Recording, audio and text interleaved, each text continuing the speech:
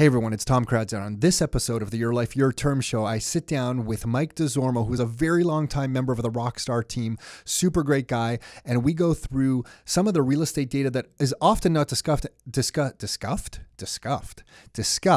And the reason that we do that is we can't find this information in an easily accessible form for ourselves. So sometimes we're looking at population numbers, the economic numbers, both in Canada and globally, to see how it impacts the Bank of Canada and interest rates here in Canada and how that'll affect our properties. So part of the reason for us doing this episode is because we like talking about this stuff and we really don't see it discussed in this manner in very many places. So this is our attempt at breaking down the last big real estate crash here in Canada. The last big and the only big one, which was in 1990. If you're younger than like my age, which is 46, you probably have no clue about this, but I remember it very vividly because it had a huge impact on our family at that time. So we break down that crash, and the reason that we're breaking it down is just so that there's no surprises, so that if there's ever a future crash, you kind of know what to expect because of lessons we've learned from a previous crash. So that's why we're talking about it. We're not saying there's a crash that is coming or it's imminent or anything like that. We just want to learn. We want to be prepared. So that's why we talk about that. And then we talk about the 2007, 2008 US real estate crash, and we draw some comparisons between the two so we can learn from that as well. And Mike talks about some of the latest stuff that he's seeing on the streets, the rent prices, the action, what he's seeing at different price points. So we kind of melt all that together in a discussion on the current state of the real estate market, because it's a question that we ask ourselves all the time, is that can we be facing a crash here in Ontario? Are we at that point? Could it happen? So this is just our way of exploring this topic. So hopefully you enjoy this and pick up a few goodies. I think you will. And if you're listening to this and you want to check out real estate investing for yourself, the number one thing we get feedback on, besides the books that we give away for free, would be the class that we give here in our Oakville offices. You can grab a seat for that class. It's a 90-minute introduction to real estate investing from a Rockstar perspective. We share the strategies that we are using right now with investors all over the Golden Horseshoe here in Ontario. You can grab a seat for that class at CanadianRealEstateTraining.com. So the next dates are published on that website as well. The details actually will come to you when Jenny or Anthony from our office confirm your seat. So you can go and grab a seat at CanadianRealEstateTraining.com. Those classes are always full, so you need to grab a seat if you want to get in on the next one. And CanadianRealEstateTraining.com is the URL to get your seat. With that, let's get on with the show. Are you ready to live life on your terms? Is it time to take charge? Real estate, business building, the economy, health and nutrition, and more. It's the Your Life, Your Term show with Tom and Nick Karadza. Are you ready? Let's go. Okay, Mike, we are live. So before we begin, I just want to, if you're listening to this, you should know we're both recently back from Mexico. A guy on the team, JP Hunt, got married in Mexico.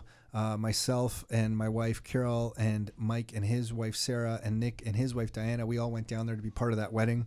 And apparently there's way more tequila brands in Mexico than we were even aware of.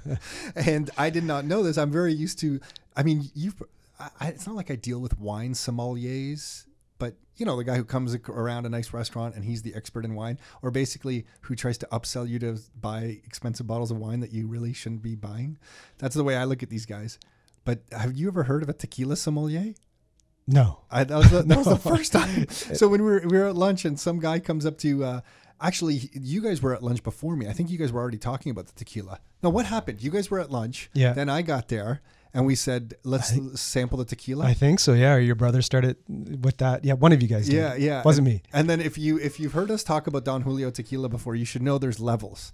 There's Don Julio, there's like the silver, there's like maybe just a regular gold, but then there's the, how do you say it? 1942, the Real. Yeah, there's the 1942 and the Real. And before that, there's the Anejo, and there's like one other one that I'm forgetting right now. So like 5 levels. But the highest is the Real, and the next highest is the Don Julio 1942, which I have right here. Mm-hmm. And the Real, we had never really seen, we hadn't tasted before. Never even saw that bottle. Yeah, the bottle's beautiful. Andrew has one actually. Right. So right. But it's beautiful. And we bought the bottle, and security came over to take a video of it being opened, because I guess some people lie about it being opened and don't. What are they doing? I guess it's the entire staff of the restaurant as well. They came over to see entire that. staff. And then you start offering one of the guys a tequila shot. You're going to get the freaking guy fired. No, to be clear, I think you did. No, this one, I swear it was Yeah? you. Yeah. Oh, okay. Yeah. I maybe. think I encouraged it afterwards, but then I think you had some common sense and you're like, hey, you're going to get the guy fired. Yeah, correct. Yes. Which never occurred to me. And as soon as we said that, he did back off. He's like, yeah, but did you see his eyes light up? Yeah. Yeah. I wanted to share it with all of us. But That's their gold. that is their gold. And that Don Julio Real, if you ever get a chance to have some of that, take it. Anyway, this is a very serious podcast. This is not a podcast on tequila. So over the last few weeks, we've just been asking ourselves, we're like, okay, we've been talking a lot about the population growth in Ontario and all the positives that are going on in Canada and Ontario.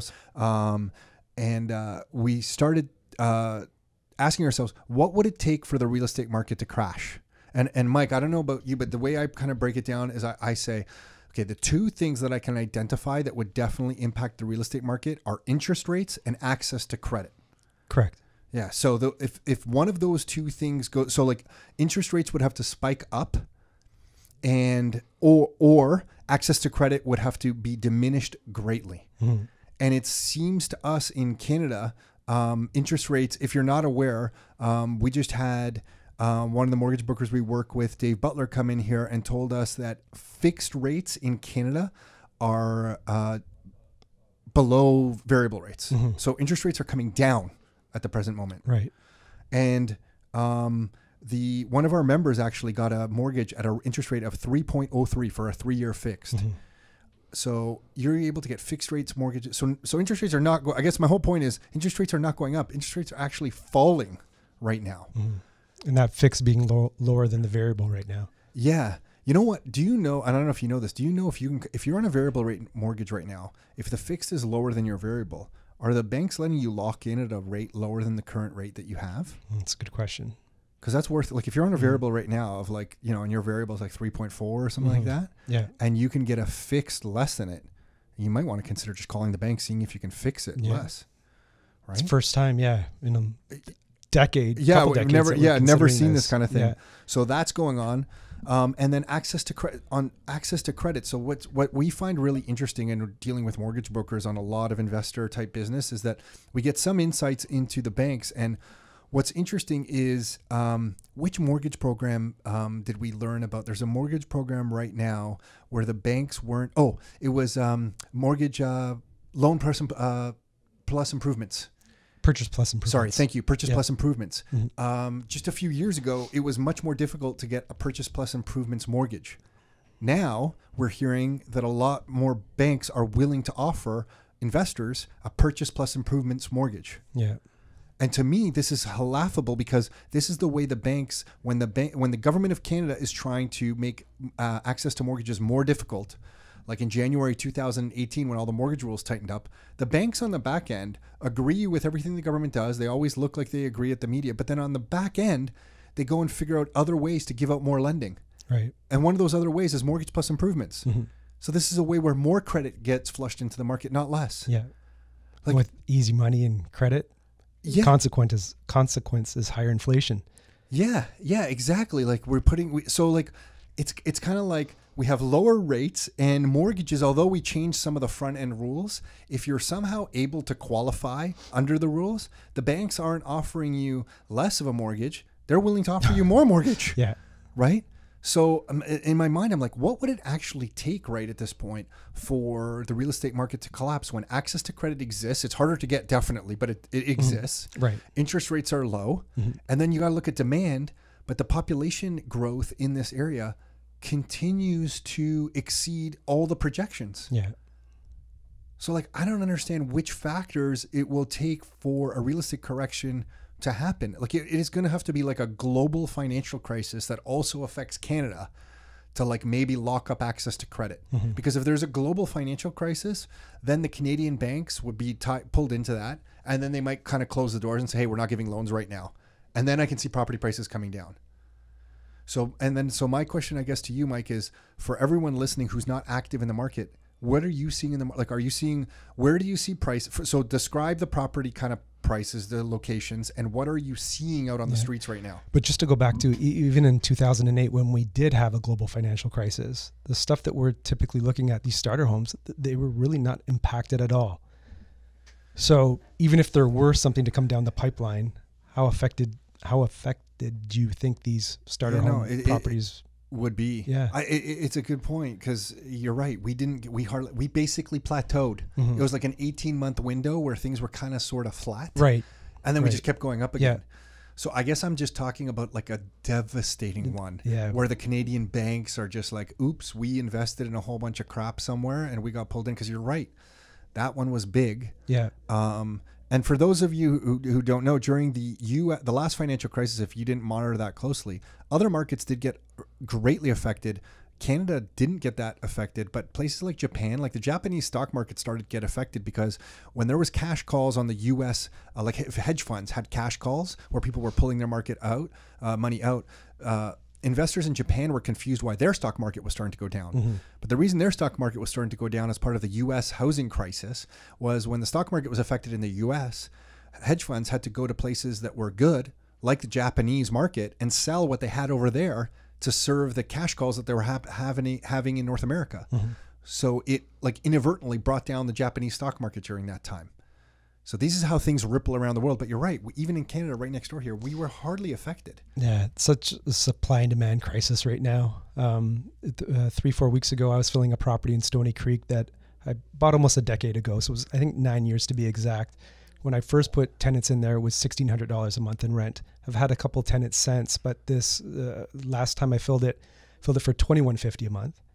I think it was 7 or 8 families came out. I wish I had 7 or 8 homes at the time that were available, but all of them were decent families. You obviously go with the best one, but within 24 hours, I had these 7 families through, applications processed, leases signed, money collected, and it was done within 24 hours. This particular family that took it is actually a 3-generational family. So it was mom and dad, their daughter, her husband, and their 28-month-old daughter.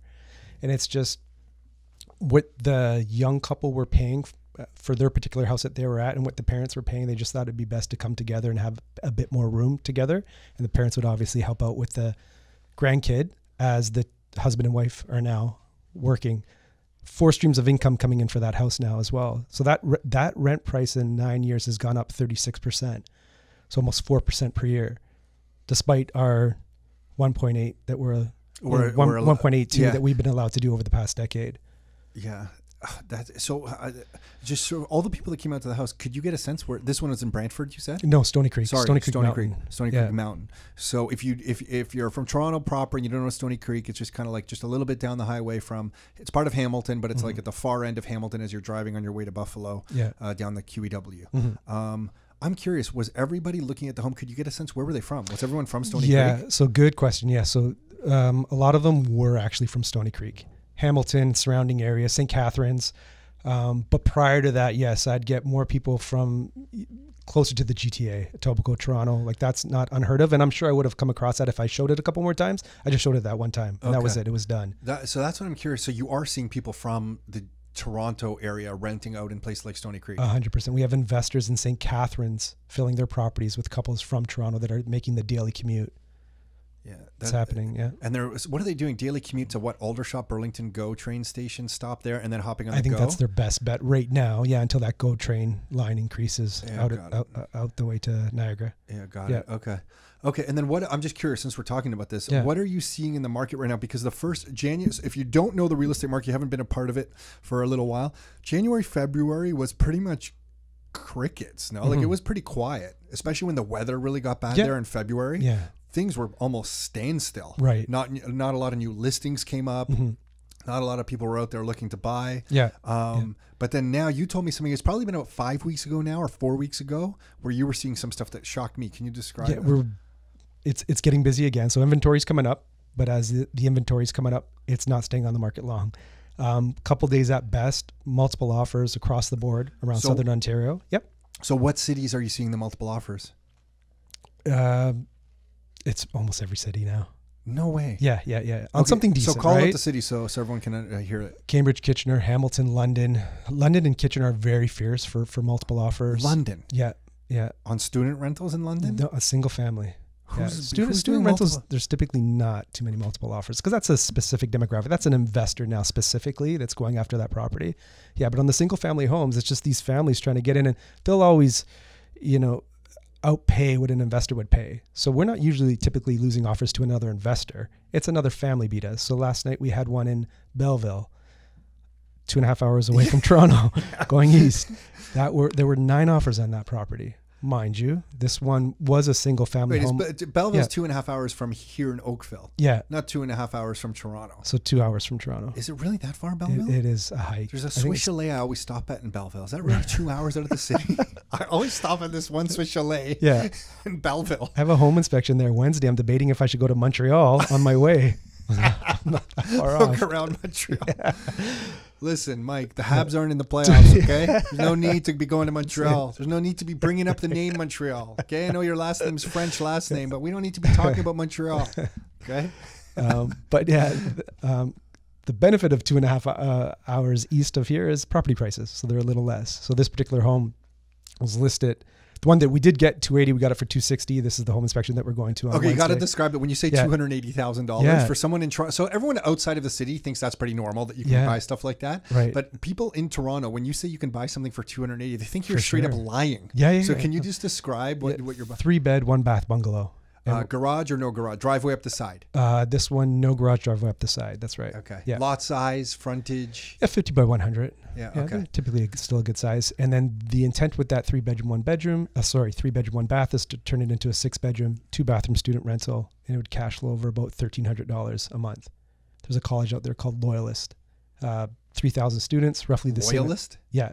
Loyalist? Yeah. Oh, I'm only laughing. It sounds like maybe like a cult or something. You better be loyal.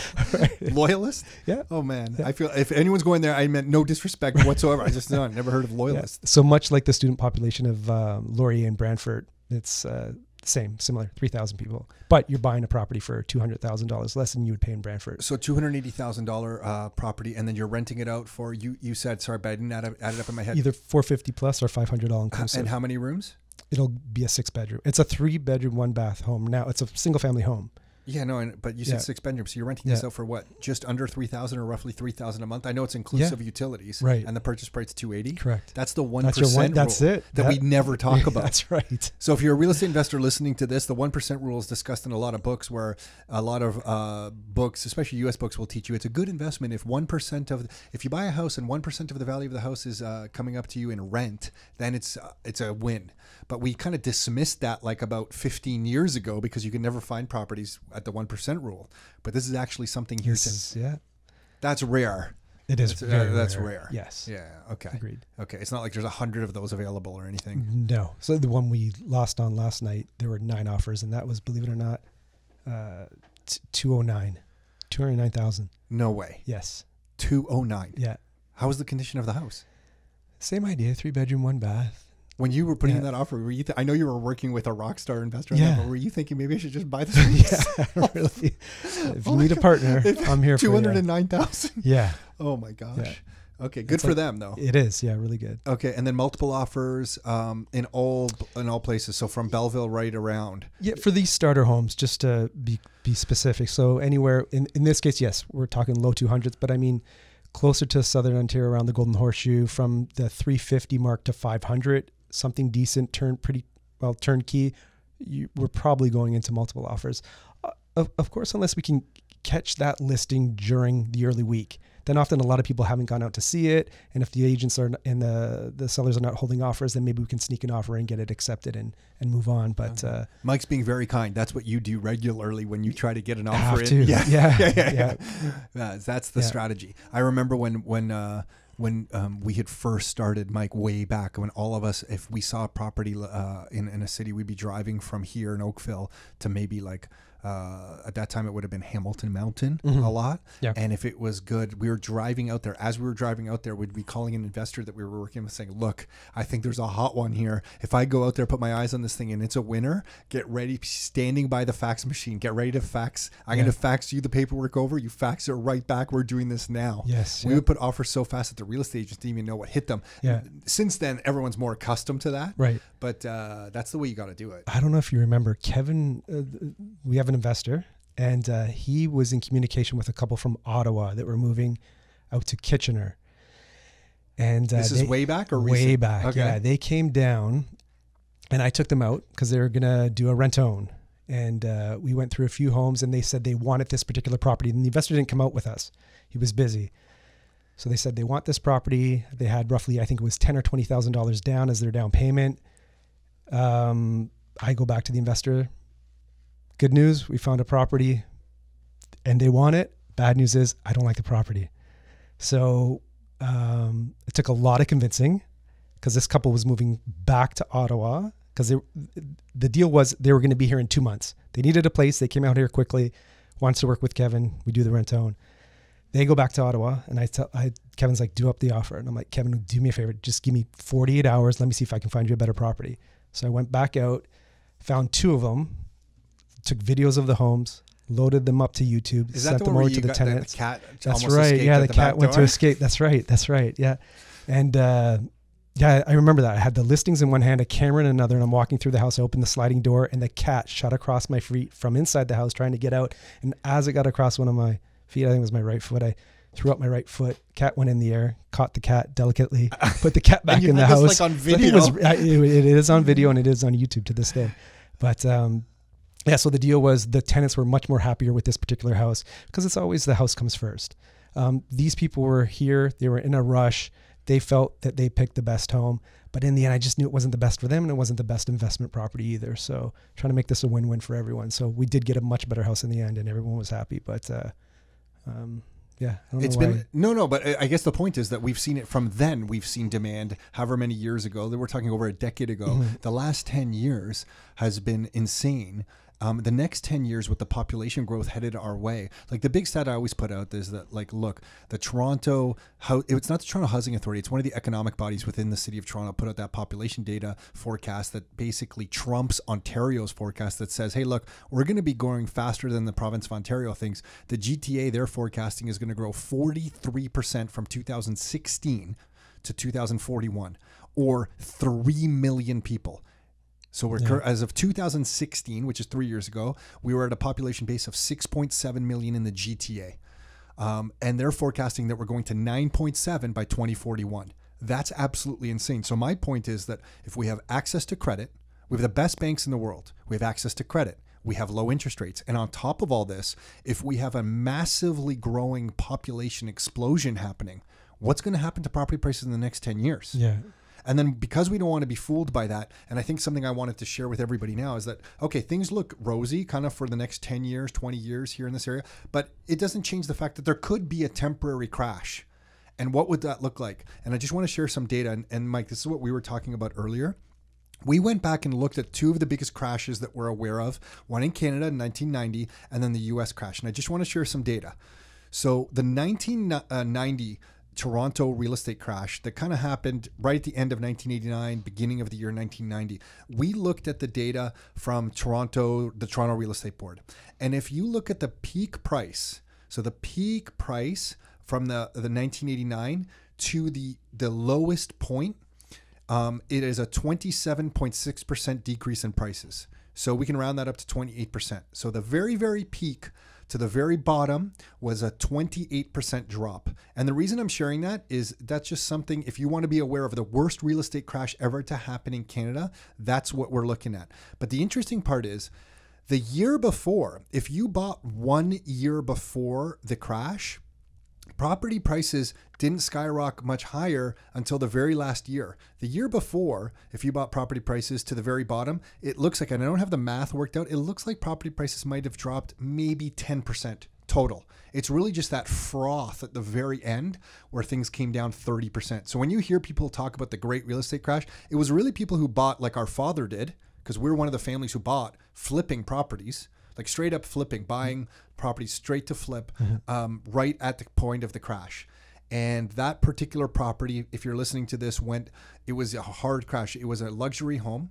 So $750,000. It went down in price to $450,000 within a span of 4 months. So that's a pretty hard fall. But that's right from the peak to the fall. But if you bought just a little bit before that, and if you bought 2 years before the crash, there was no bottom for you because property prices came back down to prices 2 years before the crash. So I just want to put this into perspective.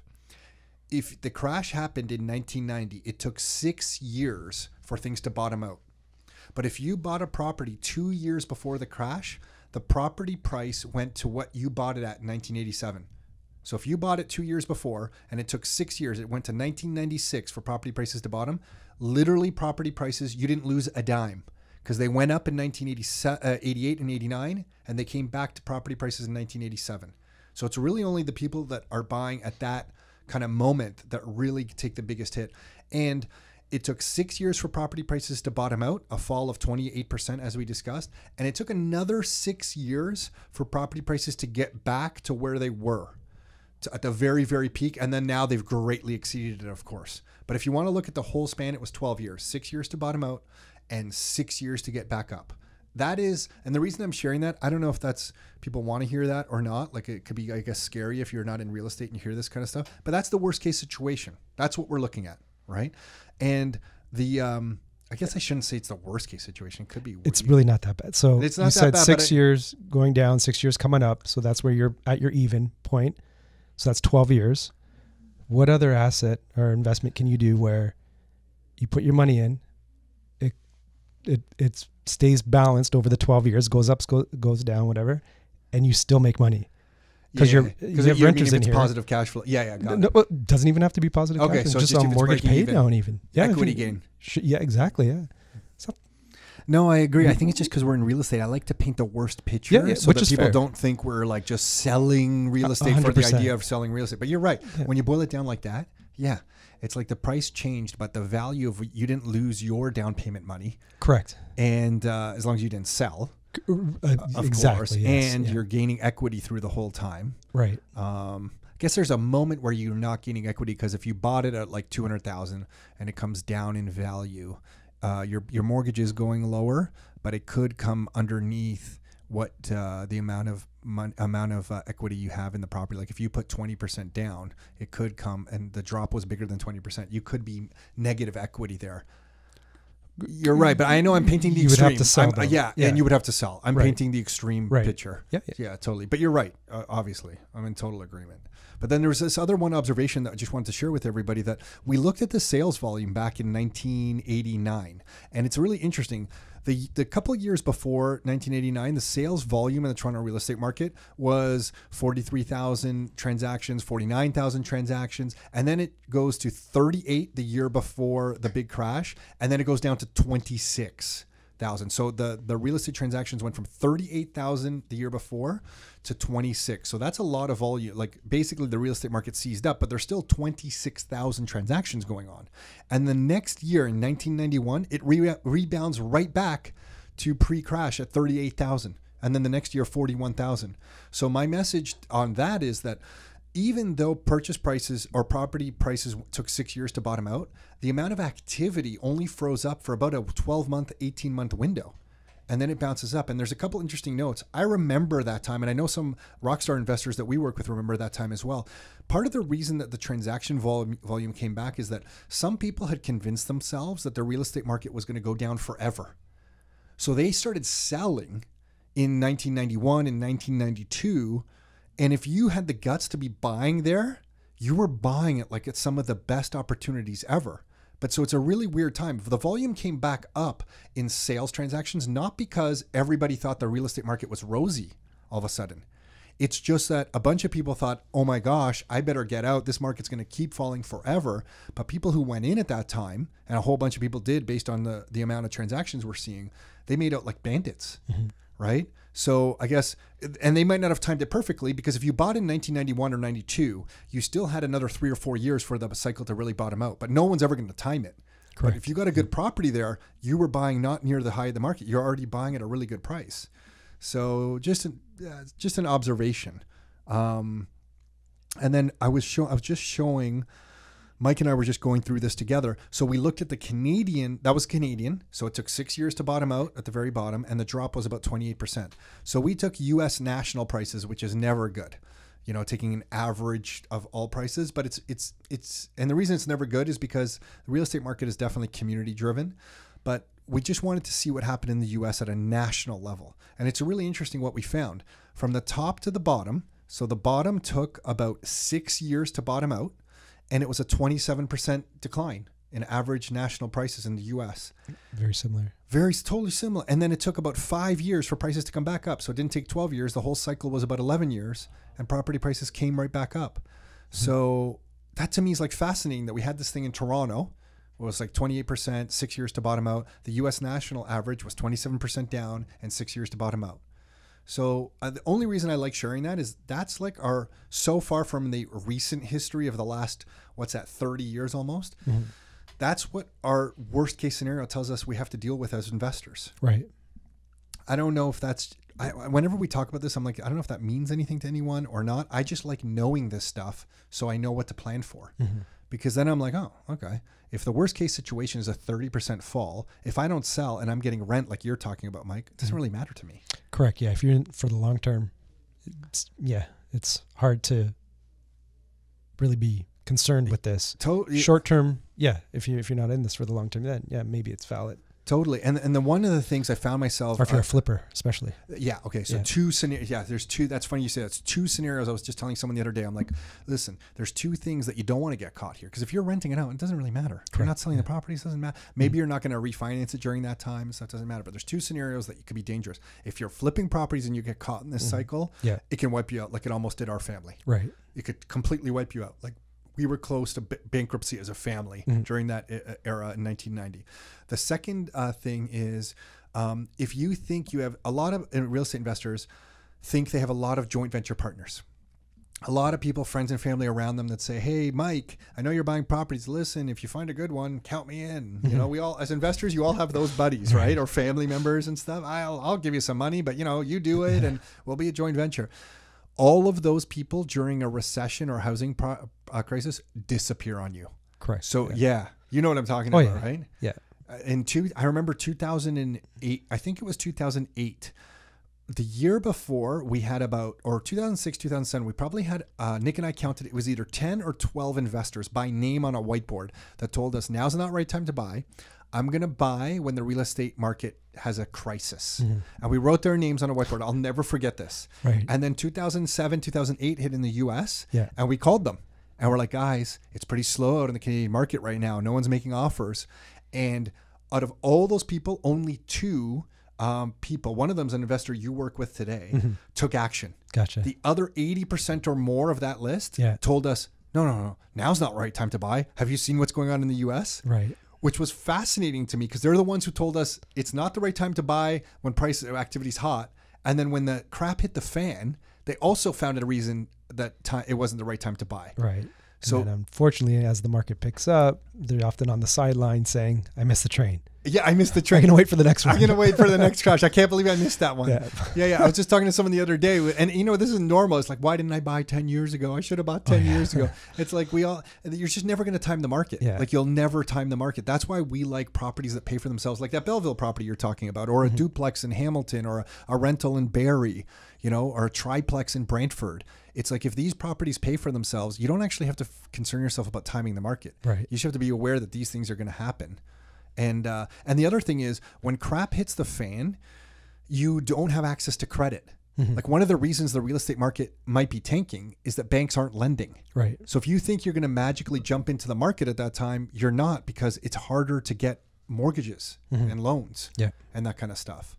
So anyway, hopefully if you're listening to that description of the Canadian time in 1990 and the US went through a little bit, just paints the picture a little bit of what might come our way during another real estate crisis. Nothing to concern ourselves with. This is normal. Mm-hmm. It's completely normal. Yeah. When we're talking to people, and Mike, I don't know how you handle this, but sometimes people will come up to me and they say, well, Tom, the price of this is like too high on this property. Yeah. And I'm like, if that's the analysis you're using, your analysis is too simple. Mm-hmm. What's the income? Right. Tell me the income and tell me the expenses on the property. We're investors. So if the income of this student rental or this 6-plex or 12-plex or legal duplex is greater than the expenses or covering the expenses, is it really, does the price point, like, why are we even having this discussion here? Mm-hmm. Like when apartment building owners who play in the bigger space, they never talk about the price. They just look at, like, they talk about capitalization rate a lot. Right. So they will just look at the income and divide it by the price. But one of the factors in deciding to them whether the property is worth it is the income. Right. They never look at the price by in and of itself. Mm-hmm. Right. But I find residential beginner real estate investors are always just so like, the price is too high. That analysis is just too simple. Mm-hmm. Yeah. You know, I don't know. Do you have any other ways to explain that, or that's the basic stuff? It's right? been a moving target, and yeah, I think it's harder for investors that have been doing this for a while to wrap their heads around that this still continues to go. These starter homes, in regards to their appreciation and what we're buying them for now, which is basically double what we were paying 10 years ago. But I also talked to the tenants. What the investors are dealing with, the tenants are dealing with the exact same thing. Yeah, that's a good property prices are double, the rent's yeah. double. So it comes back to the numbers. And you know what the funny thing is? I don't think any of us have ever. So I had to help a family recently find a rental property in Oakville. We were going into multiple offers on rentals. I had 7 families come out to this property. You know what I didn't do? Ask if anybody wanted to pay more. Yeah, I'm sure there's some investors that have, but here I had 7 buying units at the house, and maybe there's a tactic there that we could have used to, for it to go into multiple offers. But in the end, I wasn't worried about gouging anyone. I just wanted a good family in that property. Oh, so you're saying those of us who ask for more are just gouging people. I'm not saying I would do that. I just may or may not know people who've done that. Right. But interesting, because if that was 7 different agents representing 7 different families, I guarantee you that there would have been something there to sweeten the pot. Maybe 6 months upfront rent or higher monthly rent price. And it's true. And we know stories of renters who are not leaving properties because I'm sure you own some properties, and Nick mm-hmm. and I own some properties where we know we're renting out the properties at now well below market rent. I have investors that are renters that are buying properties but staying in their rental because it'd be less than the mortgage they'd pay for their own home. No freaking way. Yes way. That's so smart. I love that. Big time. Holy shit, you're right. Because if they are renting for a long time now, they have a great rental rate. Right. And they're using their money to buy rental properties to rent out to other people. Exactly. Holy shit. Yeah. Who are these people? Let's give them Smart badges people. of honor. Yeah. Holy gold stars for everybody. We should keep gold star stickers in here and give them to ours. Like, oh my gosh, gold star time. Holy shit, I love that. Yeah. No, you're totally right. But we have that. And I'm sure you have tenants that have that too. Like and some properties, we keep talking about cash flowing properties and cash flow all the time. We're going to have to change that narrative a little bit going forward in Toronto. There's no doubt. Mm-hmm. But I just don't want people to dismiss that cash flow isn't possible because, again, if you're in Toronto, a lot of people think it's not possible. But look at your Belleville example. Mm-hmm. I know people doing Airbnb stuff that I can't believe the amount of money I know they're able to generate. Right. A few podcasts ago, we had a guy in here who's built a tiny home and parked it on his friend's lot somewhere, and he's renting it out for a crazy amount. Legal duplexes or second suites or however we're calling them. Yeah. Those properties are generating cash flow. Mm-hmm. Student rental properties in almost all communities, depending on maybe not all of them, but they have a high opportunity. Most are earning cash flow. Right. And then now with interest rates coming down, I mean, I think it's too simple to just say, oh, property prices are too high. There's no opportunities. You just have to get a little bit creative. For sure. It's too easy just to kind of dismiss it. Oh, real estate missed the boat. Mm-hmm. Like, if that's your analysis, then forget it. You have missed the boat. But like the rest of us are going to take action. Yeah. Yeah. Okay, I feel like we're going on a little rant there. And usually, I wanted to talk about the biggest thing about I think most people are misunderstanding, and we're putting a report together on this that we hope to release sometime over the next few weeks, is that we're collecting all the immigration data coming into Ontario and the population growth data that we have. We're comparing it to the rest of the world. And literally at this point, I want to challenge anyone, because I'm interested in this isn't like I'm trying to prove I'm right. I just genuinely do not know, but I cannot find another city in North America going through the population and development growth explosion that we're having right now in the entire Golden Horseshoe, which would be like Belleville, Ontario, to the east of Toronto, to Niagara Falls. The Golden Horseshoe has 9 million people. 9 million. So that population explosion that I talked about was their analysis was only the GTA, taking it from 6.7 to 9.7. We're already at 9 million people in the Golden Horseshoe. If another 3 million people, just the GTA population growth happens, we're going to 12 million people in this area over the next 20 years. It's likely going to be more. Like this area with the amount of development, Mike, you and I were looking at a video today about all the condos that have been developed in the core of Toronto over the last like 10 years. Yeah.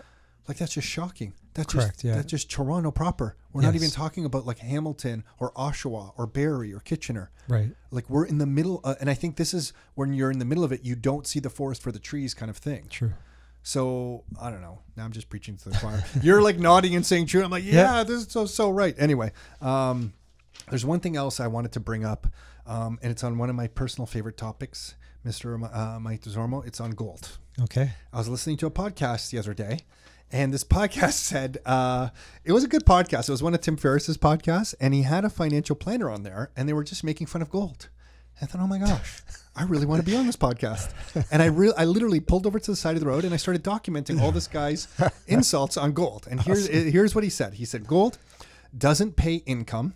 And I agree, it doesn't pay income. And then he said, they both agreed and they laughed. They said, what are you going to do with gold if you have to use it? You're going to shave off slivers of it and give it to people and as payment for stuff? Yeah. And they kind of laughed at that. I'm a big Tim Ferriss fan, by the way. So this isn't attacking him. I was just like, damn, they need to be educated. What was the next thing they said? What will the economy look like if it comes to gold? You know, is everyone going to have guns too? You know, and they were kind of like, oh my gosh, you know, like golden guns, like holy crap. And then it was like, the only value in gold is that someone else will hopefully pay you more for it. Like there's no other value. That's the value, right? So these were their attacks. And I thought, okay, this is really interesting because I think they're missing the boat in all these 4 points. The first point is that it doesn't pay income. I just want to be clear. No one here needs to rush out and buy gold or silver.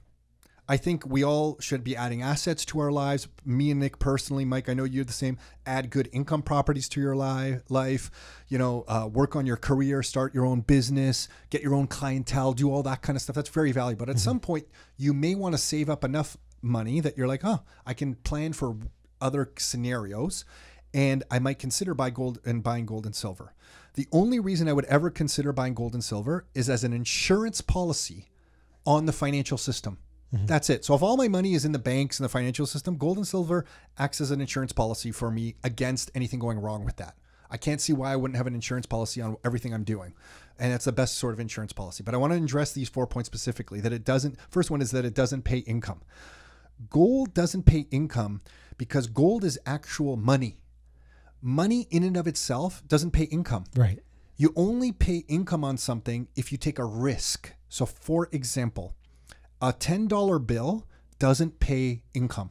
Everyone considers it money. We can all argue whether it's currency or real money or not, fiat currency, whatever, but it doesn't pay income. When you go to the bank and you put it in the checking account, you get a tiny little bit of interest. So it's earning income for you. You're getting that interest because you took the risk of taking your $10 and giving it to the bank. In exchange for that risk, albeit low, you get a tiny amount of income. Right. And that's how the world works. Money in and of itself was never designed to produce income. Gold is, to me, the purest form of money. It's an insurance against all other forms of money. It doesn't pay income because money does not pay income. You only get income when you take risk with your money. Right. Low risk, like a checking account. High risk, maybe a stock or whatever you do, a stock that pays a dividend or something like that. Right. So that's the first point, not designed to pay income. The second point, that you shave off slivers to pay for stuff, is that these guys have never really looked at other countries around the world. So when Yugoslavia went through its problems, nobody got, and if you're not aware, Yugoslavia between like the year 1990 and 95 or 96, don't hold me to those dates exactly, went through hyperinflation. Their currency basically went to shit. And nobody was running around shaving off slivers from whatever gold they had. They actually kept their gold as the only way to hold value in their lives. What they were doing is when they were getting paid, and I know this because I've talked to people there directly during this period, is when they were doing work and getting paid, they would literally run, if they got paid for that week's work, they would literally run to the store and buy whatever goods they could from the store that same day, because the value of their currency was going down so fast, they needed to buy goods right away because the next day prices were going to be higher. Nobody was going and taking slivers of gold, and that doesn't really happen. There's other forms of currency during these periods. Right. You're not going around taking you hold your gold as a way to protect your wealth. During those times, the last thing you're doing is shaving off slivers. You're basically tucking your gold away and saying, after all the shit hits the storm and the shit that's hitting the fan passes, one of the only things left of value in my life that I'm going to have if I don't have some properties is these pieces of gold. Right. So it's really a store of value. You're not shaving off any slivers. And they said, what will economy look like if it comes to gold? Like, is everyone going to have guns and stuff? No, that's not what happened in Yugoslavia. There was wars that was like starting the hyperinflation period during that period of time. It just means that everyone's rushing around trying to get rid of their dollars as fast as humanly possible. And if that's the case, you want something else to hold your wealth, hold your purchasing power, protecting you financially. So that's kind of what the world looks like. Not everyone has guns and is running around shooting each other, unless maybe it's Nerf guns. No one during those times was running around shooting their neighbor down the street or whatever. And then they said the value is what someone else will hopefully pay you for it, right? That you have this thing and someone else will hopefully pay you more. Yeah, that's exactly the value. For the entire history, gold has been a valued precious metal. It's a store of wealth. So that I'll put it to you this way. I know of a family in Bosnia. The only way they got out of the country of Bosnia is during that period of hyperinflation. The priest took that piece of gold from this family, and in exchange for that gold, they smuggled this family out of Bosnia for them. Think about that. Yeah. So yeah, someone gave a lot of value in exchange for the gold. That is what gold does. It holds its value. That is, so when they're saying the only thing, its only value is that someone else will hopefully pay you more for it. Yeah, that's the whole thing. And then we have thousands of years of history that proves that people pay for its value, right? So anyway, I don't know. That's what I wanted to share about gold. It basically holds its value when everything else in the world is going crazy. So one of the best ways I like to think about it when I talk to somebody about this that I like still don't get it, I'm like, look, listen. In the 1930s, if you had one gold coin, a 1 ounce gold coin, you could probably buy a good suit for it. Right. Today, in the year 2019, if you have one good gold coin, you can get one nice suit. Yeah. That's all I mean. It hasn't changed its value. Whereas when you bought a dollar, like a good suit in 1930s with dollars, maybe cost you, I don't know what it would cost you back then, maybe $50. But now a good suit's going to cost you like $1,300 or a really good suit, right? Yeah. So the dollar has fallen in value. It used to take 50, now it takes a lot more than 50, whereas the gold coin kept its value. That's it. Yeah. That's its purpose. That's the whole game. So if anyone knows Tim Ferriss, let him know that we need to talk, because he needs to be clear on that. He's a good guy. He needs to get his act together on the gold. Anyway, that's my rant on the gold and silver stuff. That's good. Before we, thanks. I appreciate it. Mike's just looking at me like, would you just stop ranting about this shit? Anyway, on the real estate market crash stuff, when you're dealing with investors, is there a common thread that people are like, well, Mike, I'm worried about this or I'm worried about that, or is everybody different? I think a lot of people are different. 99% of the people that are get me properties. Yeah, got people it. So are looking everyone's sold on like getting real estate. Exactly. Why? The investors you work with are looking to replace income, have assets in their life. Is there a common thread, or is it also all over the map? I think people also worried about their employment too. Like, what am I going to do if my employer, pushes me out, or, what am I going to do for my children is a new one recently in the last few years, that people are more concerned of how are my children going to be able to afford a house. And then how are you breaking down there now? Like, if someone comes to you, are you working with their goals around cash flow, appreciation? Is there a systematic way that you like to say, okay, let's look at this? Yeah, it's individual. So if cash flow is of most important interest to them, then that's what we're going to work on. And that's usually where somebody's going to, maybe the husband or wife are going to pull back from their job, or maybe the husband or wife have been recently let go. So they need to replace that income with some positive cash flow properties. So we'll look at that. But yeah, it's more of a personal thing that we figure out when we're sitting down and chatting with one another. And then new investors that you work with now, are they surprised to see the multiple offers that you're dealing with? I don't think so. I think once it's tough. Yeah. I find because when you told me 5 weeks ago that we were seeing multiple offers, I was like shocked. I was like, holy shit, really? I think if it was people looking in November, December, and then maybe stayed out of the market for a bit and didn't see this coming, like they've came out of the woods in the last 2-3 weeks. Yes. But for the people that, we've been working with over the past few weeks trying to get stuff, you saw it coming. Yeah, they're not surprised. Not surprised. Yeah, got it. And now that hopefully though with the better weather, I see the flowers outside blooming. We'll get more inventory on the market. Yeah, I feel it's like out there. I feel like every spring we say the same thing, man. It's getting harder and the crazy part is we all say how hard it is to get investment properties in the year 2019 compared to the year 2009. Mm-hmm. Like that's something we talk about in here all the time. For sure. My question to all of us is what happens in the year 2029? Right, for sure. If the last 10 years went by with a snap of the fingers. Yeah. In 2029, when we're sitting here chatting about this stuff, are we going to look back on 2019 and go, hold on a second. If we knew that the Canadian market was the place to be, this much population growth was coming in here, that there might be a correction, but if we're smart, we can get through it and survive if we have properties that pay for themselves. Right. Why did we not load up harder? And this is a question I'm asking of myself too. Mm-hmm. We're buying the new commercial stuff for Rockstar, and then Nick and I are back in the market for some other stuff as soon as we get through that. Yeah. It's like, did we really go too easy? Like, I guess my question is, if we see this population growth coming here, are we all missing the opportunity by not even going harder? Mm-hmm. And I know if you're listening to this podcast and knowing our story, you think that's a very self-serving thing to say. And yeah, I can understand that because we own a real estate brokerage, but I'm being genuine and sincere. Like, yeah, for sure. Are we missing like the opportunity of a lifetime here? Mm-hmm. Like, is this Toronto's moment that we're 10 years into a beautiful growth cycle, but we got another 20 years left to go? Right. And I guess time will tell. So Mike, we're going to have to come back here with Tequila, Don Julio 1942, preferably in 10 years. Anything else we wanted to share? No, I think something that's been interesting too in the last, I think this year particularly, I think the $2,000 rental price has, that ceiling's been broken. Like it's not uncommon now for, I know in Toronto. So describe the home, like what kind of? Single family, a 3-bedroom, maybe 1 or 2 bathroom bungalow in about, Cambridge, Kitchener, Hamilton, St. Catharines, properties that we're paying $450,000 for.